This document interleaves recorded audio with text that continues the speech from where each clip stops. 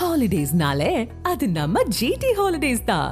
GT Holidays, South India's #1 travel brand. You know you are special when you're with GT Holidays. குமரிக்கடலில் காற்றழுத்த தாழ்வு பகுதி உருவாகியுள்ளதாக வானிலை ஆய்வு மையம் அறிவித்திருக்கிறது. விவரங்களை வழங்குவதற்காக செய்தியாளர் வீரகுமார் இணைப்பில் இருக்கிறார். வீரகுமார், கூடுதல் விவரம் என்ன?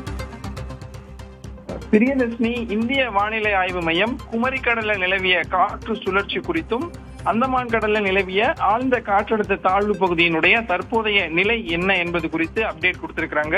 அதுல குறிப்பா குமரிக்கடல்ல 2 நாட்களாக நிலவி வந்த வளிமண்டல மேலடுக்கு சுழற்சி குறைந்த காற்றழுத்த தாழ்வு பகுதியாக வலுப்பெற்று இருப்பதாக வானிலை ஆய்வு மையம் தெரிவித்திருக்கிறாங்க. இது மேலும் அடுத்த 24 மணி நேரத்துல தீவிரமடைய வாய்ப்புள்ளதாகவும் வானிலை ஆய்வு மையம் தெரிவித்திருக்கிறாங்க.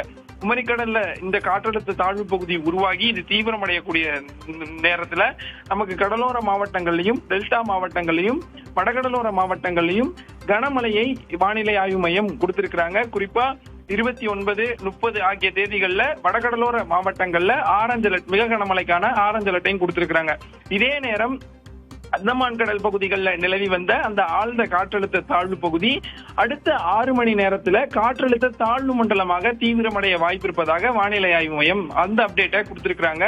குறிப்பா இந்த ஆழ்ந்த காற்றழுத்த தாழ்வு பகுதி நேற்று, அதாவது 24ஆம் தேதி வாக்கிலேயே காற்றழுத்த தாழ்வு மண்டலமாக தீவிரமடைந்து 25, 26ஆம் தேதி வாக்குல புயலாக வலுப்பெறும் என வானிலை ஆய்வு மையம் முன்பு கொடுத்த அறிவிப்புல தெரிவித்துட்டு வந்தாங்க.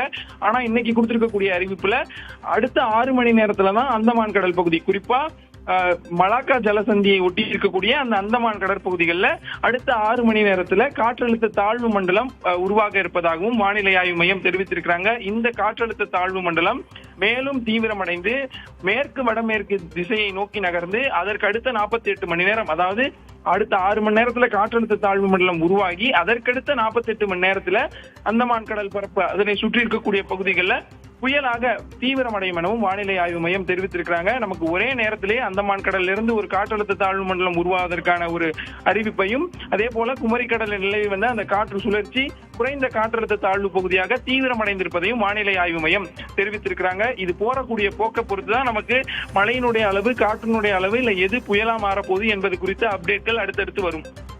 விரிவான தகவல்களை வழங்கியதற்கு நன்றி Veerakumar. Holidays-nale, adu namma GT Holidays da.